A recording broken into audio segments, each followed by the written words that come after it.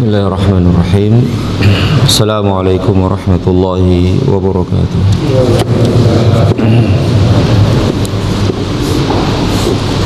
Innal hamdalillah nahmaduhu wa nasta'inuhu wa nastaghfiruh wa na'udzu billahi min shururi anfusina wa min sayyiati a'malina. من يهده الله فلا مضل له ومن يضلل فلا هادي له أشهد أن لا إله إلا الله وحده لا شريك له وأشهد أن محمدا عبده ورسوله اللهم صل وسلم وبارك على محمد وعلى آله وأصحابه ومن تبعهم بإحسان إلى يوم الدين. قال الله تعالى: يا أيها الذين آمنوا اتقوا الله حق تقاته ولا تموتن إلا وأنتم مسلمون. أما بعد. Ikhwani wa akhwati fillah, para bapak ibu sekalian dan saudara-saudariku sekalian yang saya hormati dan yang saya muliakan. Pertama, tidak henti-hentinya kita bersyukur dan memuji Allah Tabaraka wa Ta'ala atas segala nikmat dan karunia yang telah dianugerahkan kepada kita semua,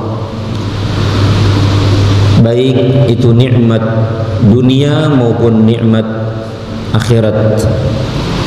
Nikmat dunia adalah dijadikan kita sehat walafiat, makanan, minuman, tempat tinggal, kendaraan, keluarga, dan nikmat-nikmat lain dari nikmat-nikmat dunia. Dan nikmat yang paling besar adalah nikmat iman, nikmat Islam,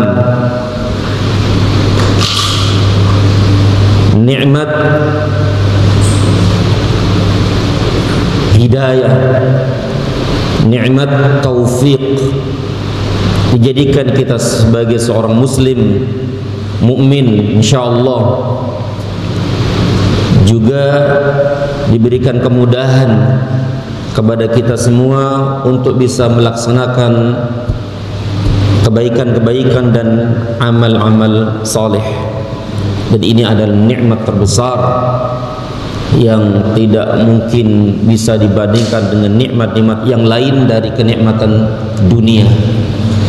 Maka kewajiban kita adalah selalu bersyukur dan memuji Allah Subhanahu wa Ta'ala. Dengan nikmat-nikmat tersebut, alhamdulillah, kembali kita dikumpulkan dan dipertemukan di majlis yang mulia ini, di tempat yang mulia ini, untuk melanjutkan pembahasan dan kajian kita dalam kitab Al-Usulul Thalathah, 3 landasan utama atau 3 prinsip pokok, yaitu mengenal Rabb, mengenal agama, mengenal Allah, mengenal agama Islam, dan mengenal Nabi Muhammad sallallahu alaihi wasallam. Mudah-mudahan kita berdoa dan mohon kepada Allah Subhanahu wa Ta'ala, semoga majelis kita ini dan kita semua yang ada di majelis ini dirahmati, diberkahi, dimuliakan dan diridhai Allah Subhanahu wa Ta'ala. Amin ya rabbal alamin. Tidak lupa salawat serta salam senantiasa tercurah kepada junjungan Nabi besar kita Muhammad sallallahu alaihi wasallam. Ikhwani wa akhwati fillah, rahimani wa rahimakumullah, para bapak ibu sekalian dan saudara-saudariku sekalian yang saya muliakan.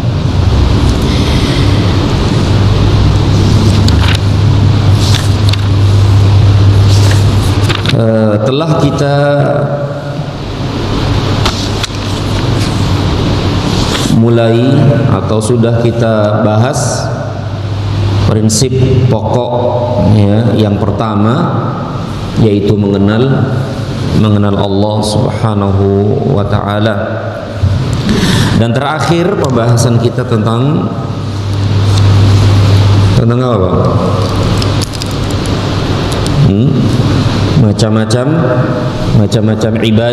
Macam-macam ibadah. Dan penulis rahimahullahu ta'ala, yaitu Syekh Muhammad At-Tamimi rahimahullahu ta'ala, mengawali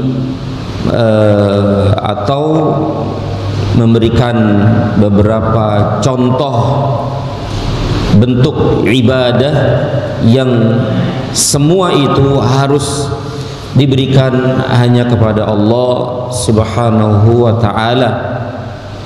Yang terakhir tentang apa nih? Doa ya. Seingat tentang doa, bahwa doa itu harus untuk Allah Subhanahu wa ta'ala. Dan doa itu ada berapa macam, Pak? Ada dua, yaitu doa masalah dan doa ibadah. Doa masalah adalah doa permohonan, permintaan, ya, yaitu soal, mohon, minta, ya, minta, memohon kepada Allah Subhanahu wa ta'ala. Maka doa masalah ini juga harus hanya untuk Allah Subhanahu wa ta'ala, dan ini sudah kita bahas di pertemuan yang lalu. Kemudian macam doa yang kedua adalah doa ibadah.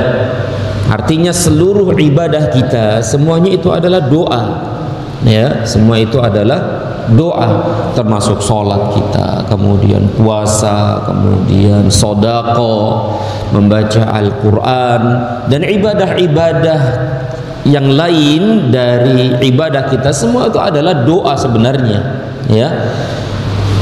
Secara tidak langsung ketika kita misalnya sholat, kenapa kita sholat? Memang ini perintah Allah, tapi harapan kita apa? Dapat surga, kan gitu. Minta kepada Allah masuk surga, selamat dari neraka, dimudahkan urusan-urusan oleh Allah, diberikan hidayah dan taufik dari ibadah-ibadah kita itu.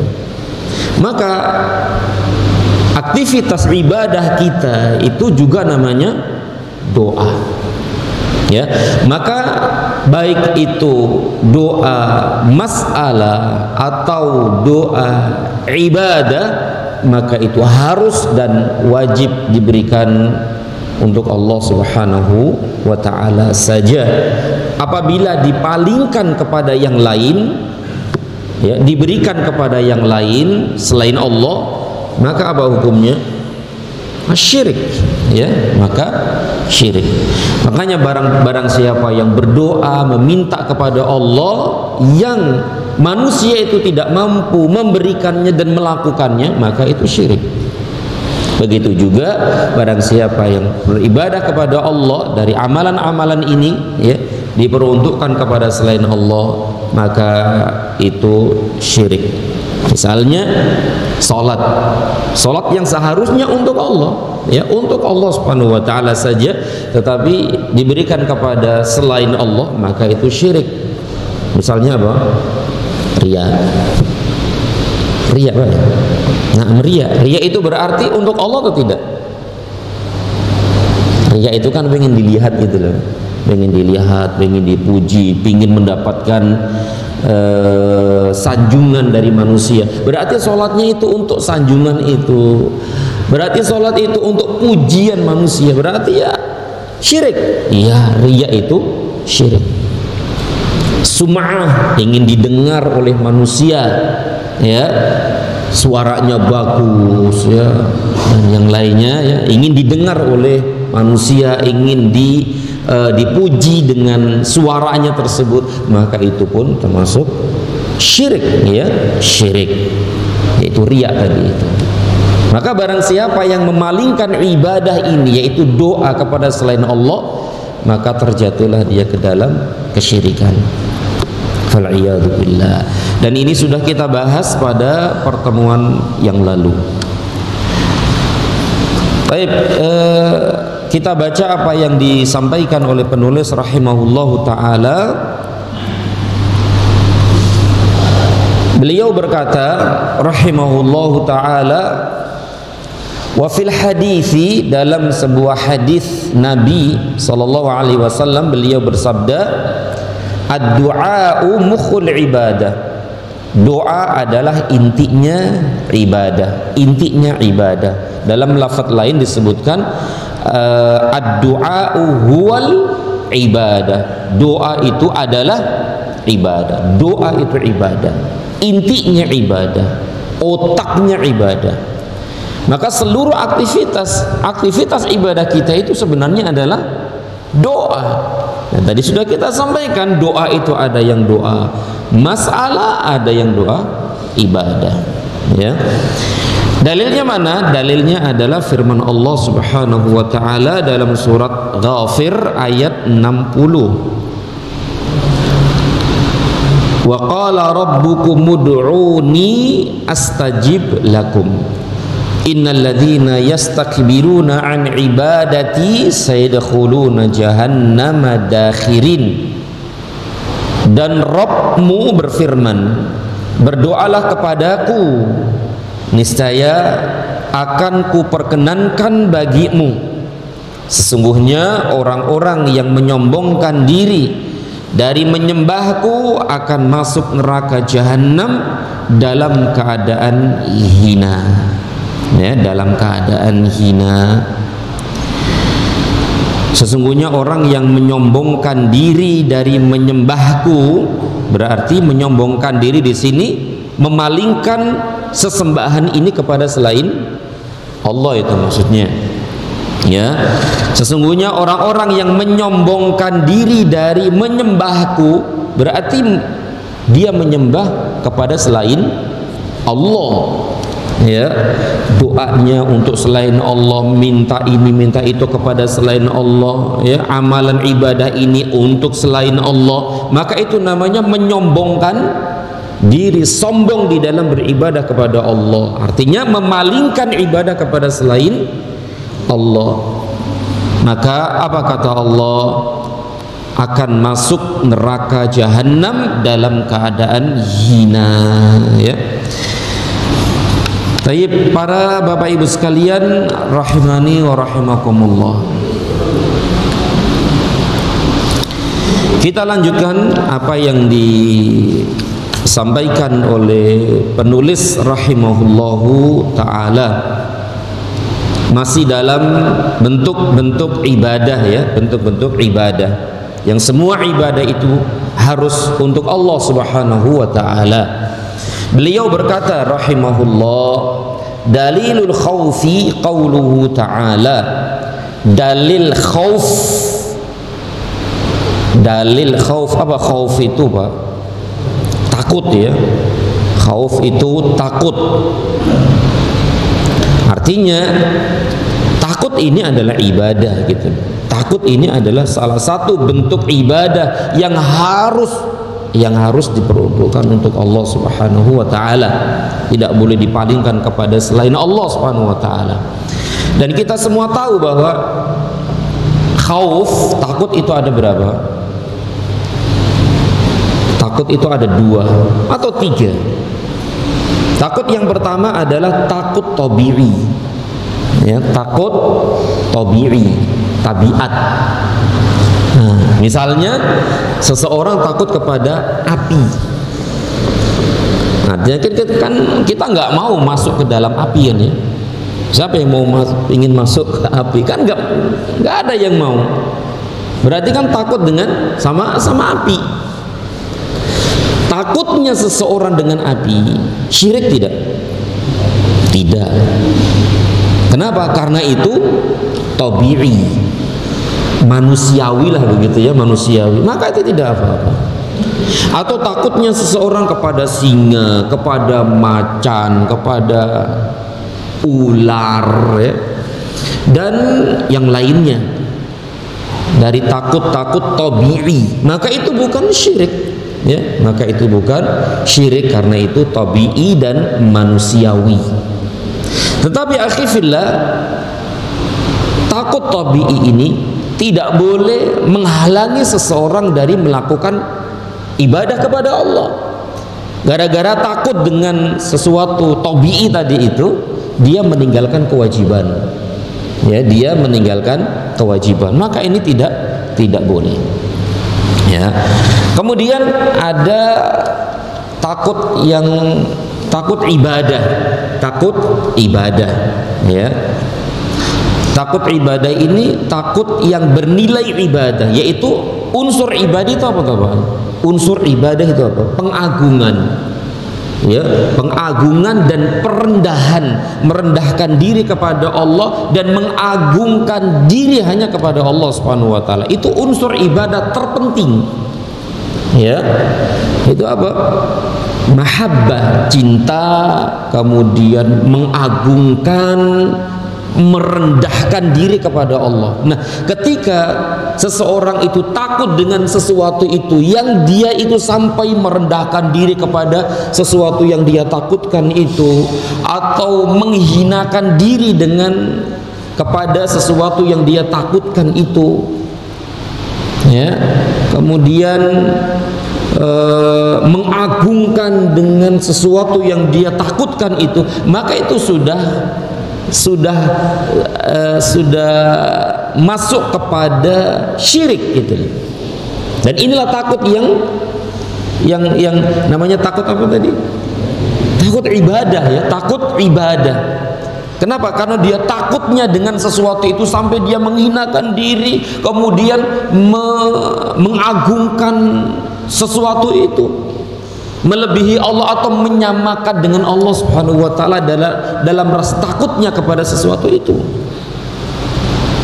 Maka ini namanya takut ibadah. Maka sebenarnya takut ibadah ini hanya untuk Allah Subhanahu wa taala saja, tidak boleh kepada yang lainnya. Masya Allah, ya.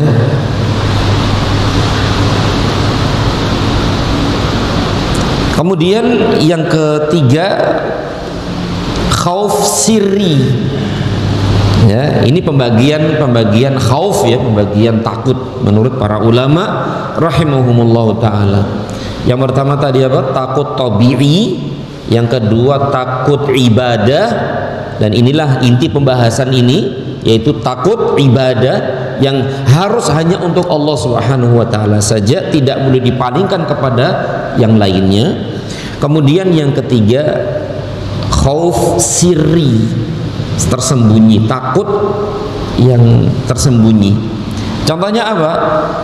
Yaitu takutnya seseorang kepada penghuni kubur, ya, atau orang-orang yang ada penghuni kubur. Takut kepada penghuni kubur. Dia meyakini bahwa penghuni kubur itu bisa memberikan mudarat kepadanya, ya. Atau takut kepada wali-wali yang tidak ada di sisinya. Wali ini jauh di sana, tapi dia takut dengan wali yang jauh di sana, tidak mau menyebut namanya gitu. Hati-hati loh, jangan menyebut sembarangan nama dia. Takut gitu, takut. Masya Allah, ini namanya khauf sirri. Sebagian ulama ada yang mengatakan itu adalah syirik, ya. Ada yang mengatakan itu adalah syirik. Ini secara umum, secara umum macam-macam khauf, ya, macam-macam khauf. Dalilnya mana? Dalilnya adalah firman Allah dalam surat Ali Imran ayat 175, fala takhafuhum wa khafuni in kuntum mu'minin. Karena itu janganlah kamu takut kepada mereka. Mereka di sini adalah sesembahan selain Allah.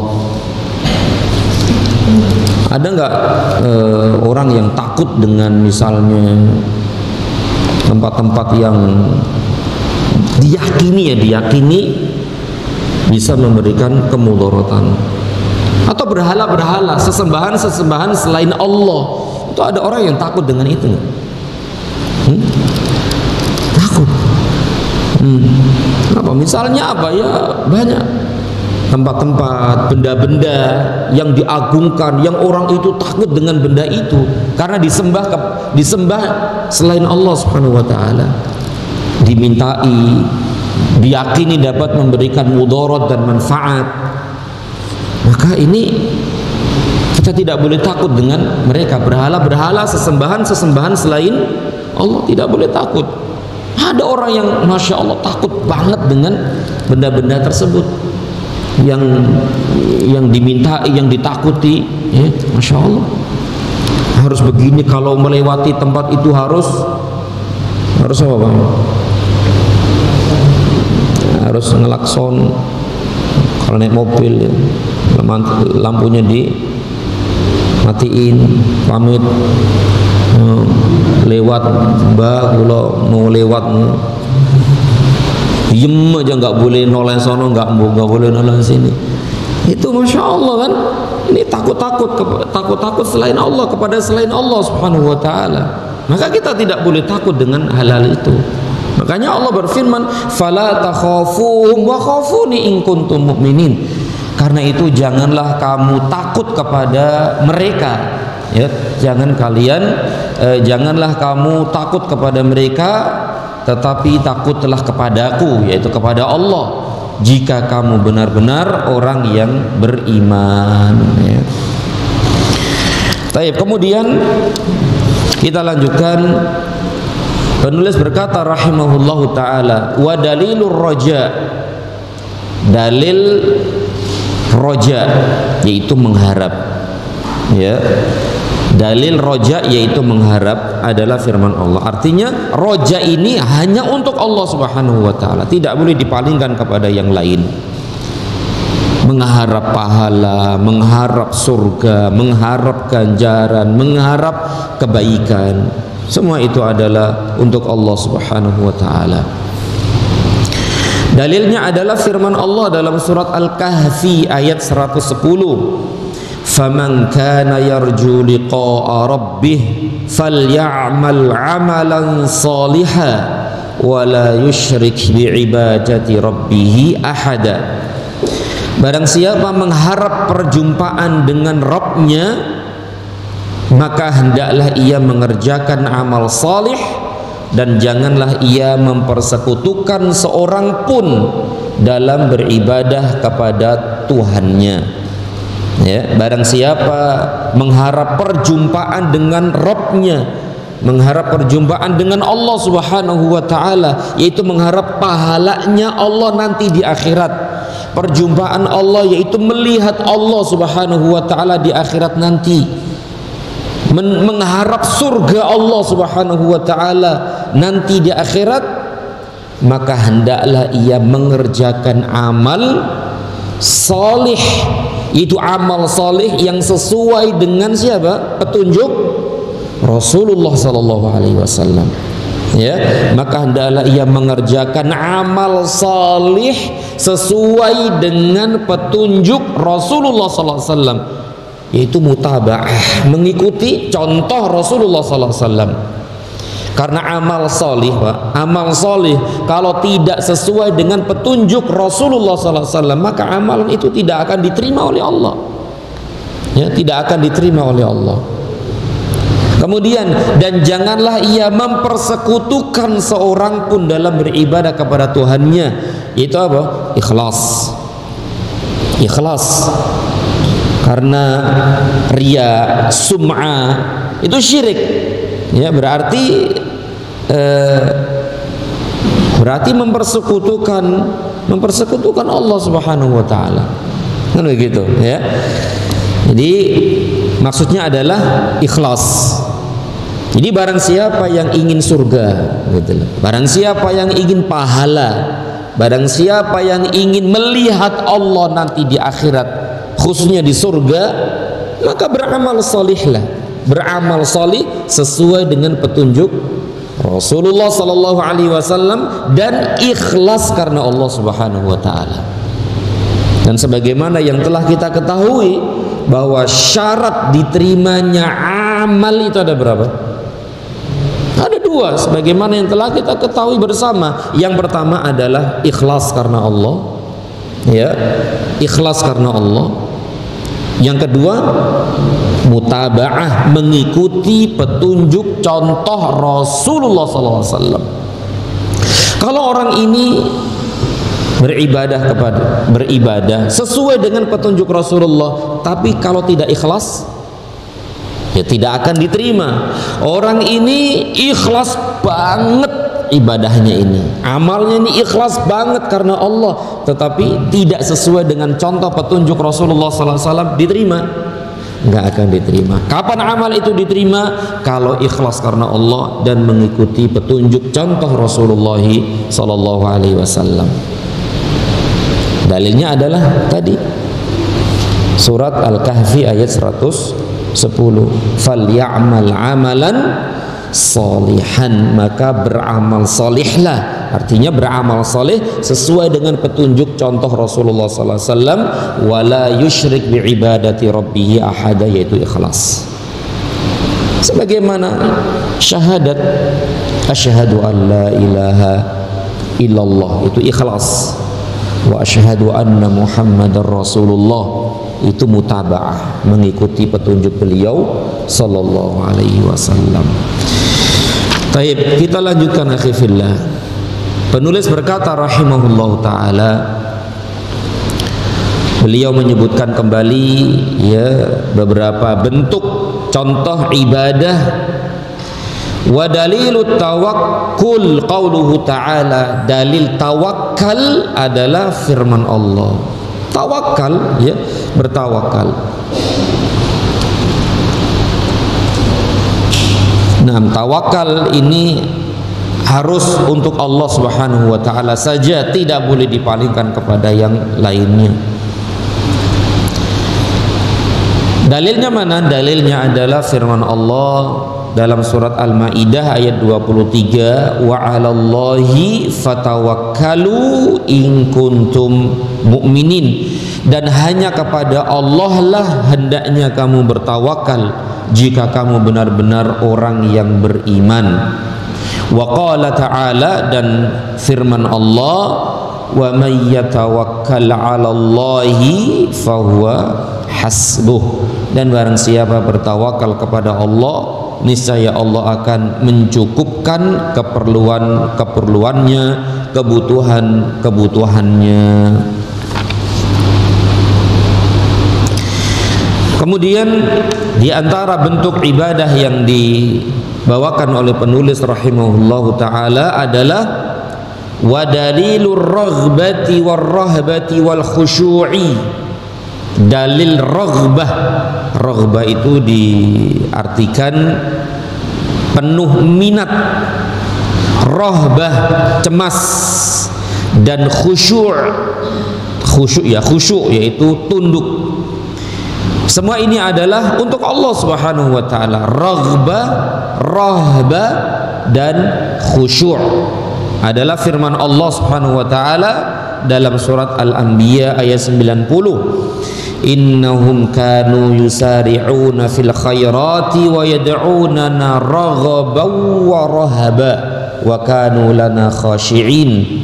Sesungguhnya mereka adalah orang-orang yang selalu bersegera dalam mengerjakan perbuatan-perbuatan yang baik, dan mereka berdoa kepada kami dengan harap dan cemas, dan mereka adalah orang-orang yang khusyuk kepada kami.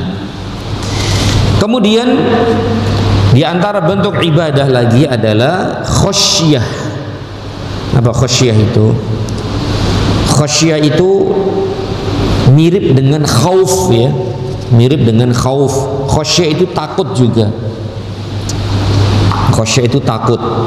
Takut yang dilatar belakangi pengetahuan terhadap kebesaran zat yang ditakuti dan kesempurnaan kekuasaannya. Itu namanya khasyah, ya, khasyah. Jadi khasyah itu takut dengan sesuatu, yaitu takut kepada Allah Subhanahu wa ta'ala yang dia yakin bahwa Allah itu maha besar, maha berkuasa, maha segala-galanya.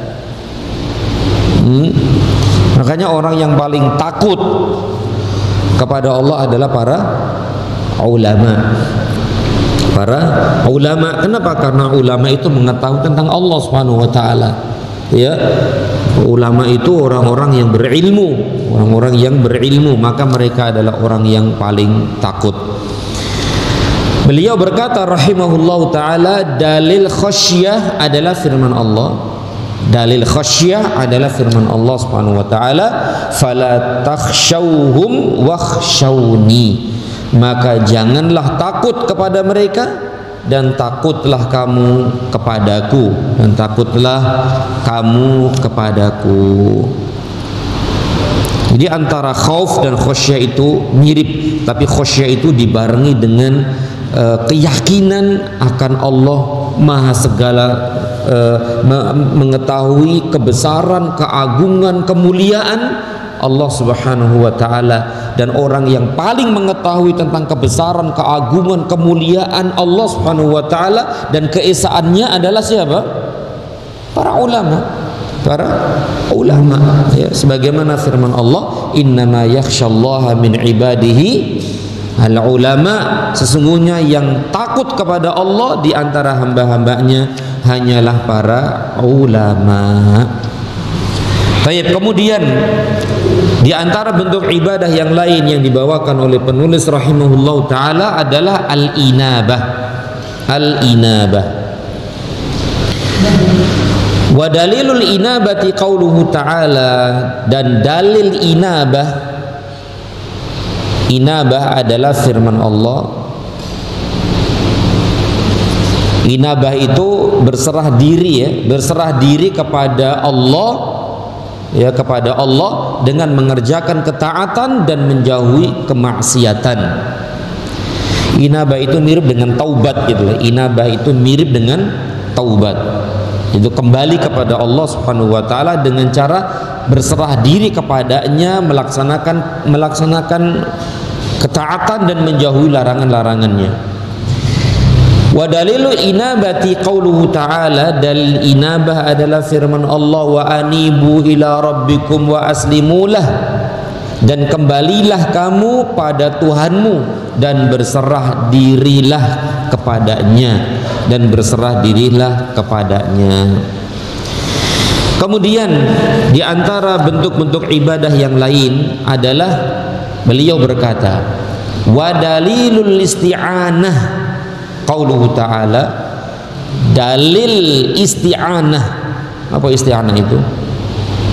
Memohon pertolongan, memohon pertolongan, yang pertolongan ini tidak ada yang bisa melakukannya kecuali Allah Subhanahu wa taala. Kalau minta tolong beliin kopi, tolong ambilin air minum, tolong ambilin makan, tolong angkat ini, yang orang itu mampu melakukannya, maka itu tidak apa-apa, bukan syirik, ya. Tetapi minta pertolongan yang tidak ada yang mampu melakukannya kecuali Allah, maka ini yang tidak diperbolehkan, yaitu syirik. Ya, minta rezeki, minta jodoh, minta harta kepada selain Allah, minta anak misalnya. Hal-hal ini tidak bisa dilakukan oleh manusia, tapi ketika mintanya kepada selain Allah, maka itulah yang syirik. Ya, Masya Allah.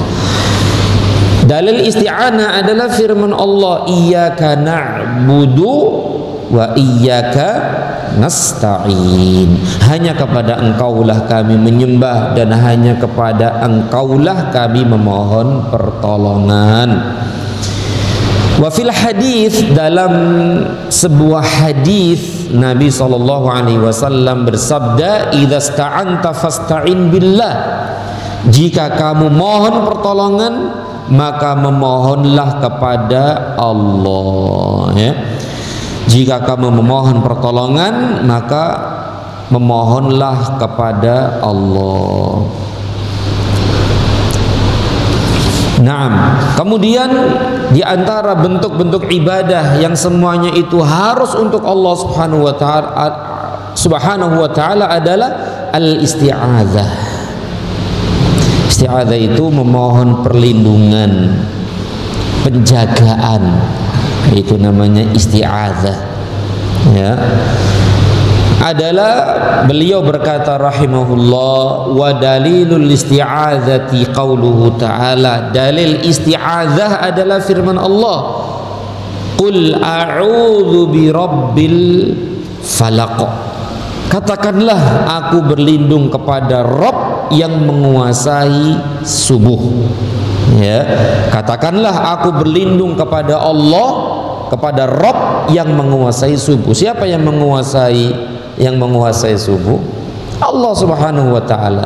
Berarti ini berlindung kepada Allah Subhanahu wa taala. Kemudian juga firman Allah dalam surat An-Nas ya, ayat 1, qul a'udzu birabbin nas, katakanlah aku berlindung kepada Rabb yang memelihara dan menguasai manusia.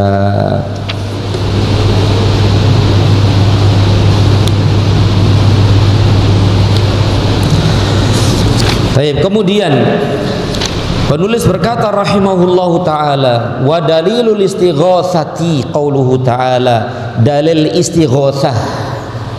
Apa istighatsah itu, Pak?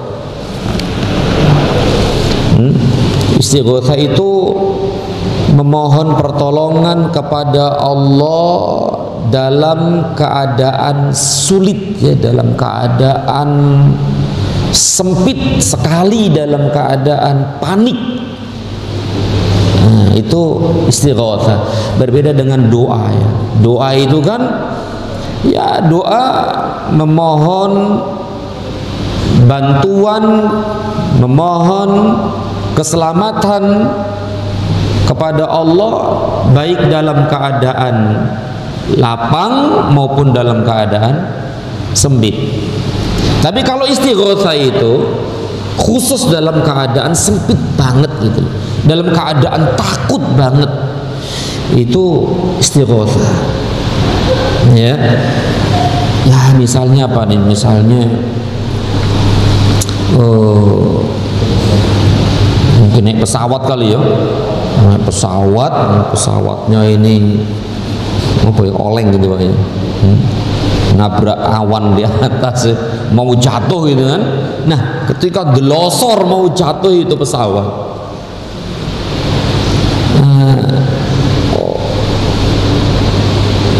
dia minta keselamatan kepada Allah. Itulah yang namanya istighatsah. Ya, dengan mengangkat kedua tangan tinggi-tinggi memohon, ya Allah selamatkanlah aku, selamatkanlah aku. Nah, itu namanya istighatsah. Ya, itu namanya istighatsah. Jadi istighatsah itu minta pertolongan kepada Allah dalam keadaan takut, dalam keadaan sempit, dalam keadaan Masya Allah takut banget tadi itu. Ya, di kapal itu kan, di kapalnya pecah itu kan, kapalnya pecah. Dia hanya ngapung di atas apa itu, papan gitu kan. Nah, itu minta perlindungan, pertolongan kepada Allah, itu namanya istighatsah. Ya Rabbi, ya Rabbi, selamatkan aku, selamatkan aku. Masalahnya ini di bawah ini sudah apa, banyak ikan besar-besar ya, kemudian burung-burung yang pemakan bangkai sudah nunggu di atas ini. Udah kayak apa itu takutnya kan. Nah, ketika itu namanya istighatsah. Tapi kalau doa itu sifatnya umum gitu, sifatnya umum. Makanya setiap doa itu gimana ini? Tidak setiap istighatsah itu doa, tapi setiap doa pasti istighatsah. Karena doa itu ketika lapang maupun ketika sempit, tapi istighatsah itu khusus ketika sempit. Nah, itu harus untuk Allah Subhanahu wa taala, mintanya hanya kepada Allah Subhanahu wa taala. Ada nggak sih orang yang ketika takut yang seperti tadi itu minta pertolongan kepada selain Allah? Ya ada lah gitu, ada. Ada, pasti ada. Minta kepada selain Allah. Wahai mbah siapa ini? Mbah ini, mbah itu, tolong aku wahai mbah ini. Wahai syekh ini, wahai syekh itu. Padahal syekh ini sudah meninggal dunia. Atau syekh ini sudah memang masih hidup tapi nggak ada di situ, jauh di sana, tapi dipanggil-panggil namanya. Ada orang seperti ini? Ada lah, ada. Minta kepada selain Allah ketika istighotsah, maka ini syirik. Ya, ya, syirik.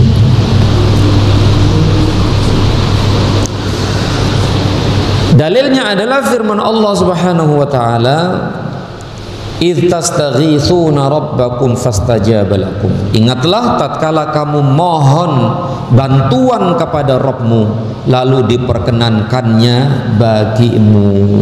Ya, itu istighotsah. Kemudian yang berikutnya adalah dzabah. Apa dzabah itu? Menyembelih, ya menyembelih. Memotong hewan itu, memotong hewan. Memotong hewan, menyembelih hanya untuk Allah Subhanahu wa taala. Ketika menyembelihnya itu untuk selain Allah, syirik. Contohnya apa nih menyembelih untuk selain Allah ini? Kepada selain Allah. Ya, kepada jin, kepada syaitan, kepada berhala-berhala yang disembah, atau ingin bikin ini bikin itu, sembelih dulu kepalanya ditaruh di mana? Di situ biar tidak roboh bangunan itu. Atau kalau ingin ingin belajar ilmu apa nih Pak ya? Kesaktian gitu kan, kesaktian. Salah satu syaratnya adalah menyembelih binatang hewan tertentu. Misalnya sapi atau ayam, warnanya tertentu, umurnya tertentu, yang yatim gitu kan. Ada ayam yatim. Ya ada aja namanya tukang sihir kan gitu. Tukang sihir yatim, biar orangnya nggak bisa gitu. Kalau nggak bisa berarti harus bayarnya lebih kan begitu. Ini syirik, kemudian disembelih, dan biasanya ketika menyembelih itu menyebut nama selain Allah. Nama siapa Pak? Nama ya biasanya itu nama syaitan. Nama syaitan. Disebut nama syaitan itu ketika menyembelih. Kemudian bangkainya dibuang ke tempat-tempat tertentu, kemudian darahnya dilumurkan ke tempat-tempat tertentu, karena itu memang syarat dari syaitan atau tukang-tukang sihir. Ya, syaratnya adalah menyembelih tadi. Masya Allah ya. Jadi menyembelih ini harus hanya untuk Allah Subhanahu wa taala.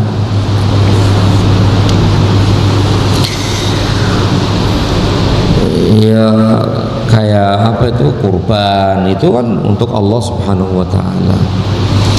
Wa dalilud dzabhi, dalil adzabh atau menyembelih adalah firman Allah, qul inna salati wa nusuki wa mahyaya wa mamati lillahi rabbil alamin la syarikalah. Katakanlah, sesungguhnya salatku, penyembelihanku, hidupku dan matiku hanyalah untuk Allah Subhanahu wa taala, Tuhan semesta alam, tiada sekutu baginya. Dalam hadis disebutkan, la'anallahu man dzabaha li ghairillah. Allah melaknat orang yang menyembelih untuk selain Allah. Di antara tanda-tanda dosa besar itu laknat. Allah melaknat, Rasul melaknat, orang-orang melaknat. Itu tanda dosa besar. Bahkan tidak hanya menyembelih ini dosa besar, menyembelih kepada selain Allah tidak hanya dosa besar, tapi yang lebih dahsyat dari itu adalah apa? Syirik. Syirik. Masya Allah, banyak sekali ya, banyak sekali dari kaum muslimin itu menyembelih kepada selain Allah karena syarat ini syarat itu kan gitu, syarat ilmu ini, syarat sembuh ya, syarat sembuh. Kalau ingin sembuh kamu harus menyembelih ya hewan ini, warnanya ini, umurnya ini, bentuknya ini, di sini, nanti bangkainya dibuang di sono, darahnya dibuang ke situ, dan ketika menyembelih harus menyebut nama ini dan itu. Maka ini syirik, bahkan syirkul akbar ya, syirik besar, syirik besar. Fal'iyadu billah. Kemudian yang berikutnya adalah nazar. Nazar. Penulis berkata rahimahullahu taala, wa dalilun nadri qauluhu taala. Dalil nazar adalah firman Allah Subhanahu wa taala.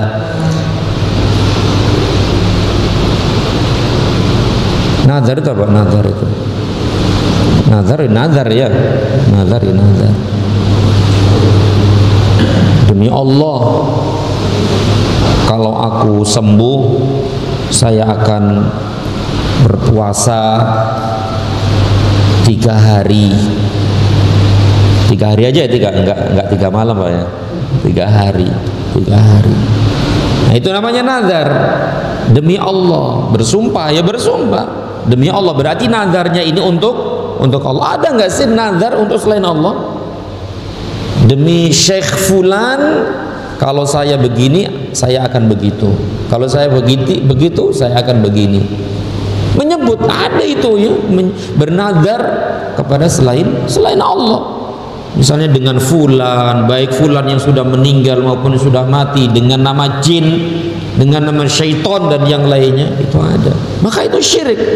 Maka itu bahkan syirkul akbar, ya. Na'udzubillahi min dzalik. Ini nazar itu. Apa hukumnya nazar, Pak?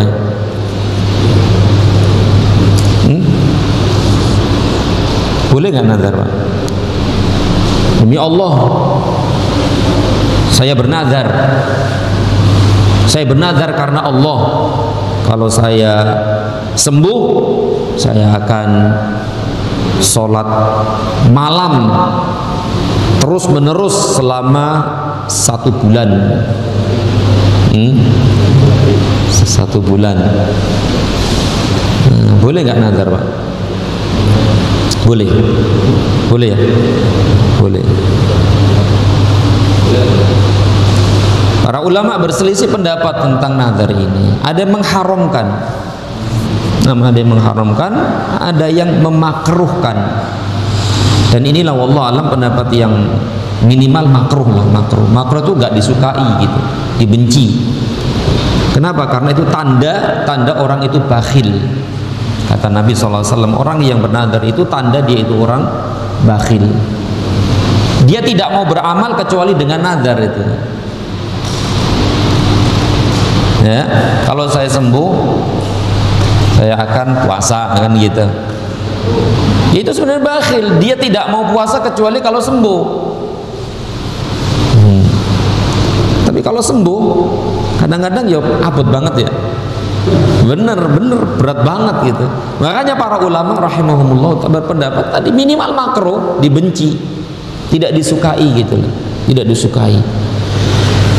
Tapi pun kalau bernazar harus dipenuhi tidak? Wajib tidak? Ya wajib dipenuhi, tidak boleh tidak. Kalau dia mati harus dibayar sama ahli warisnya. Tidak bisa hilang nazar ini sampai mati.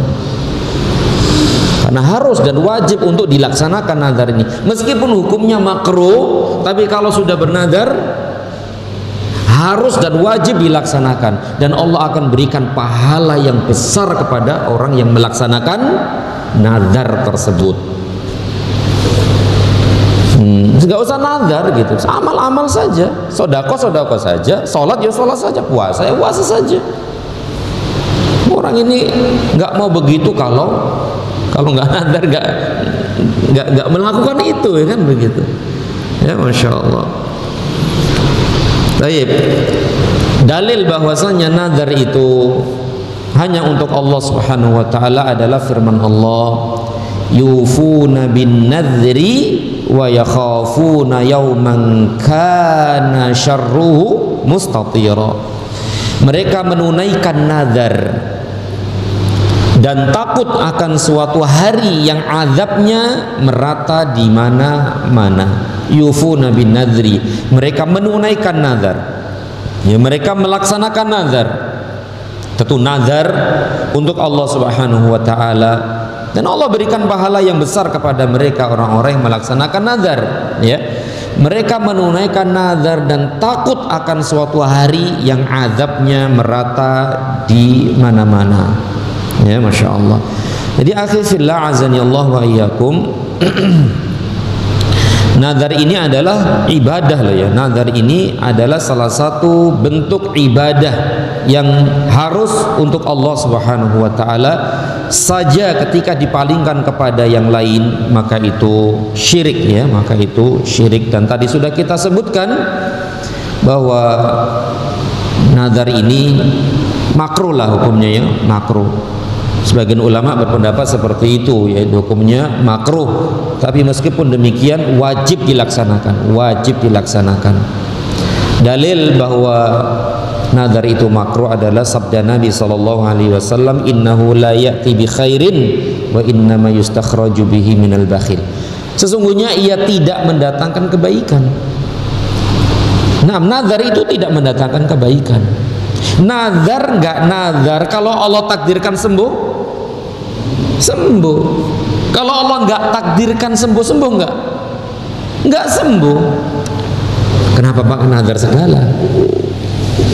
Innahu la ya'ti, ya, innahu la ya'ti bi khair. Nazar itu tidak mendatangkan kebaikan. Tadi kalau Allah takdirkan sembuh, ya sembuh, meskipun tidak nazar.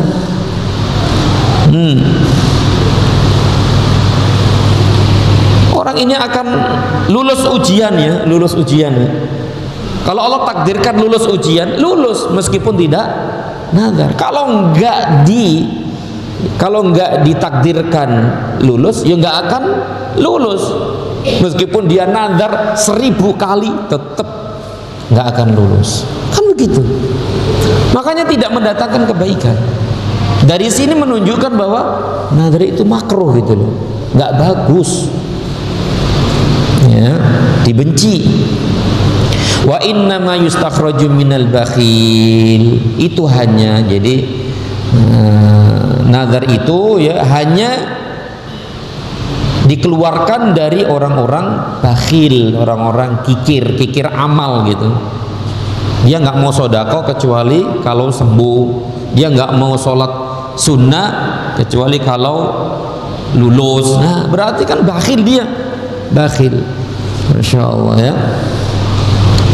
Tapi kalau nazarnya itu untuk Allah, ya, nazarnya itu untuk Allah, maka harus dilaksanakan, ya. Nazar ketaatan harus dilaksanakan. Tapi kalau nazarnya bukan ketaatan atau maksiat misalnya, Pak, harus dilaksanakan nggak, Pak? Saya bernazar kepada Allah, saya bernazar karena Allah, kalau saya sembuh saya akan neraktir teman-teman khomer. Wis. Nazar tuh, nazar. Nah, nazar maksiat itu tidak boleh dilaksanakan, tidak boleh dikerjakan, tapi dia harus bayar kafarah.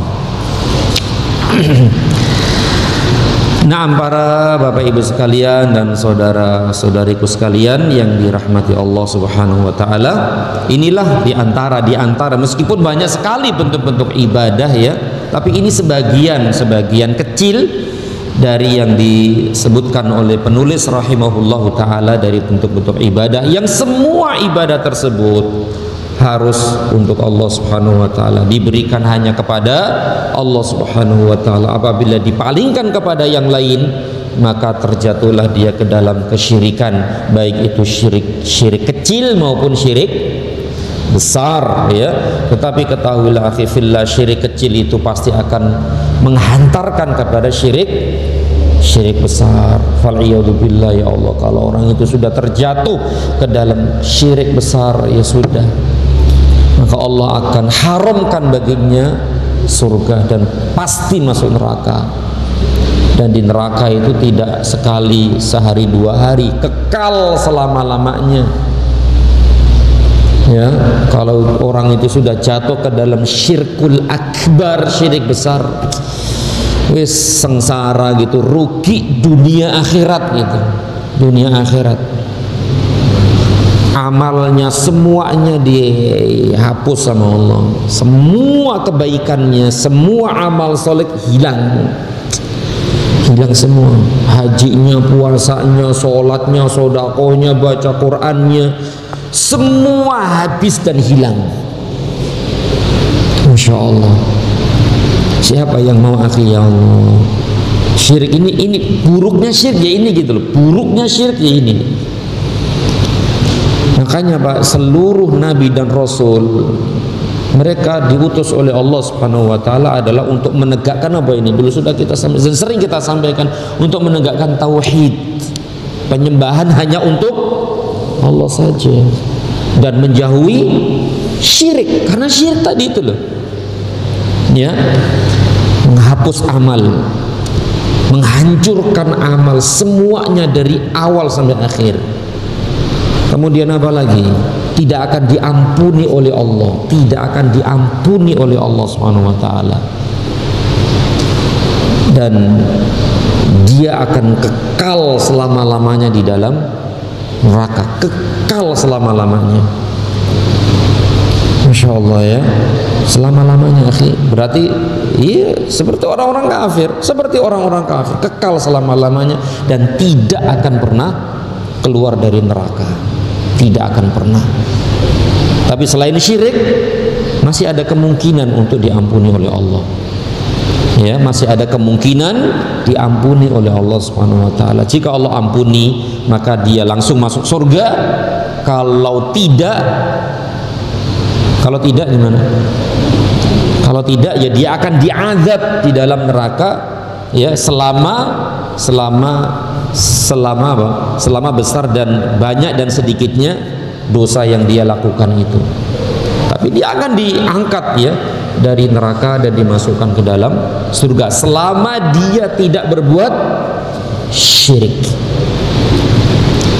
Makanya akhifillah, telah kita sampaikan dulu, ya, Masya Allah, syaitan itu pertama kali, ya, menghancurkan manusia dari sisi ini. Pertama adalah syirik, kekufuran. Langkah pertama syaitan untuk menyesatkan manusia adalah bagaimana orang ini kafir kepada Allah. Salah satu bentuk kekufuran adalah apa, Pak? Syirik. Syirik dibawa tuh orang kepada kesyirikan. Kalau orang sudah syirik, khususnya syirik akbar, otomatis dia keluar dari Islam. Keluar dari Islam. Coba ini langkah pertama syaitan ini, Pak. Kemudian yang lainnya, yang kedua adalah apa nih, Pak? Syaitan akan menjerumuskan manusia kepada apa ini? Yang pertama syirik, jelas itu. Yang kedua apa? Kalau nggak bisa gimana? Bid'ah, kepada kebid'ahan. Coba ini. Kalau nggak bisa, kabair, dijatuhkanlah dia ke dalam dosa-dosa besar. Apalagi kalau tidak dia jatuh ke dalam dosa-dosa besar, berikutnya ada dosa-dosa kecil, dosa-dosa kecil. Kalau nggak bisa juga gimana? Dia menyibukkan orang itu dengan hal-hal yang tidak ada manfaatnya. Disibukkan dengan hal-hal yang tidak ada manfaatnya. Akhirnya dengan dia sibuk dengan hal-hal itu melupakan ibadah. Pinter ya setan ya, pinter banget. Kemudian juga menyibukkan yang afdal dari yang lebih afdal gitu. Itu termasuk langkah-langkah syaitan. Orang ini sibuk sodako tapi lupa zakat. Padahal mana yang lebih besar? Zakat atau sodako biasa? Zakat. Orang ini sibuk dengan sholat malam tapi nggak sholat jamaah subuh. Mana lebih utama? Berjamaah subuh dengan sholat malam? Sholat subuh berjamaah khususnya. Disibukkan dengan hal-hal yang afdol dari yang lebih afdol. Masya Allah, ada orang yang gitu. Iya, banyak sekali. Makanya inilah pentingnya kita belajar mana yang afdol dan mana yang tidak. Meskipun kita tidak usah, yang penting ini perintah Allah ya dikerjakan kan gitu. Kita haruskan seperti itu.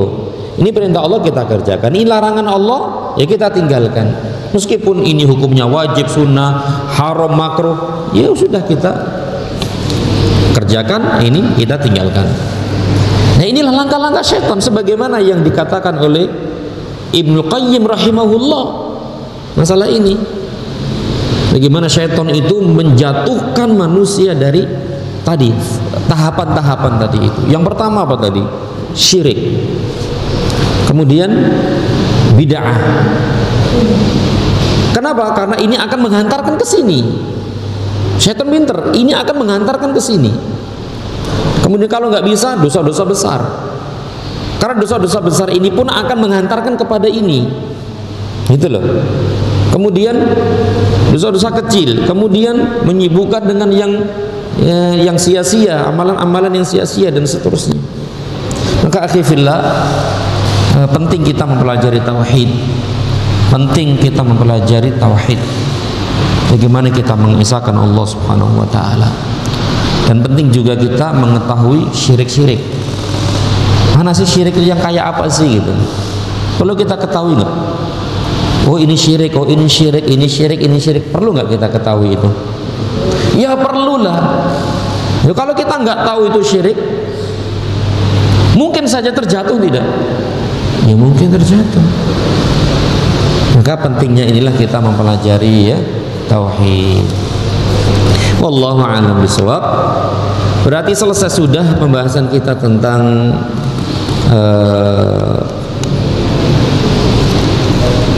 pokok usul yang pertama selesai, alhamdulillah. Prinsip pertama walhamdulillah selesai, yaitu landasan yang pertama selesai, yaitu mengenal Allah Subhanahu wa taala. Meskipun pembahasan tentang mengenal Allah cukup cepat ya, karena juga ini bukunya tipis gitu, tipis, maka penjelasannya juga tipis juga ya. Tapi nanti ada kitab yang lain tentu akan lebih rinci lagi insyaallah taala. Maka pertemuan yang akan datang insyaallah kita bahas landasan yang kedua, yaitu mengenal agama Islam ya insyaallah taala. Baik, demikian yang bisa disampaikan. Semoga yang sedikit ini bermanfaat dan semoga Allah Subhanahu wa taala memberikan selalu keistiqomahan, keteguhan, kekuatan, kemudahan dalam kita beramal saleh, dalam kita beribadah kepada Allah Subhanahu wa taala sampai akhir hayat kita. Amin ya rabbal alamin. Mungkin tidak ada pertanyaan hari ini ya. Kita cukupkan. Wassallallahu ala Muhammad wa ala alihi wa sahbihi wasallam. Subhanakallahumma wa bihamdika asyhadu an la ilaha illa anta astaghfiruka wa atubu ilaik. Wassalamu alaikum warahmatullahi wabarakatuh.